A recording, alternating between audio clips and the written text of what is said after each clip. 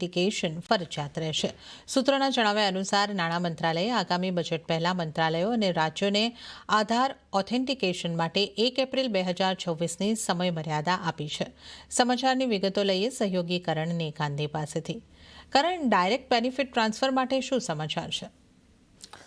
જી, તો સરકારે direct benefit ટ્રાન્સફરનો જે લાભ છે તેને મેળવવા માટે હવે એક નિયમ બહાર પાડવાનું વિચાર્યું છે. તે છે કે હવે જે કેન્દ્ર સરકારની તમામ યોજનાઓ છે તેનો લાભ મેળવવા માટે આધાર કાર્ડ ઓથેન્ટિકેશન કમ્પલસરી થઈ જવાનું છે. આ માહિતી અત્યારે આપણને સૂત્રોએ આપી છે, એટલે આધિકારિક જે તેની વિગતો છે તે ટૂંક સમયમાં આવે તેવી શક્યતા છે. સાથે જ આધાર ઓથેન્ટિકેશન વિના કોઈ પણ ડાયરેક્ટ બેનિફિટ ટ્રાન્સફરનો કોઈ પણ જે લાભ છે કોઈ વ્યક્તિને નહીં મળે તેવું અહીંથી આજે આપણને સૂત્રો જણાવી રહ્યા છે.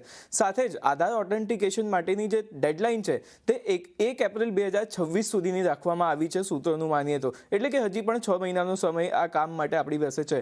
કેન્દ્રીય યોજનાઓ અંગે નાણાં મંત્રાલયે આ નિર્દેશ જારી કર્યો હોવાનું સૂત્રો તરફથી આજે આપણને જાણવા મળ્યું છે. સાથે જ નવી યોજનાઓ જો કોઈ લાગુ કરવામાં આવશે તો તેની પહેલાં તેનું ડિજિટલ અને કેશલેસ સિસ્ટમ ને એકદમ પાક્કું કરી લેવામાં આવશે અને ત્યારબાદ જ આ નવી યોજનાઓનો જે લાભ છે તે પહોંચાડવામાં આવશે લોકો સુધી. સાથે ડાયરેક્ટ બેનિફિટ ટ્રાન્સફર અંગે જે આ પત્ર છે તે મંત્રાલયો સંબંધિત અને સાથે રાજ્યોના તમામ જે મિનિસ્ટ્રી છે તેમને મોકલવામાં આવ્યો છે. સાથે જ બજેટ પહેલાં એક ફૂલ પ્રૂફ ડીબીટી સિસ્ટમ તૈયાર કરવાનો જે ઉદ્દેશ્ય છે તે અત્યારે કેન્દ્ર સરકારે રાખ્યો હોય તેવો સૂત્રો તરફથી આજે આપણને માહિતી મળતી દેખાઈ રહી છે. જી.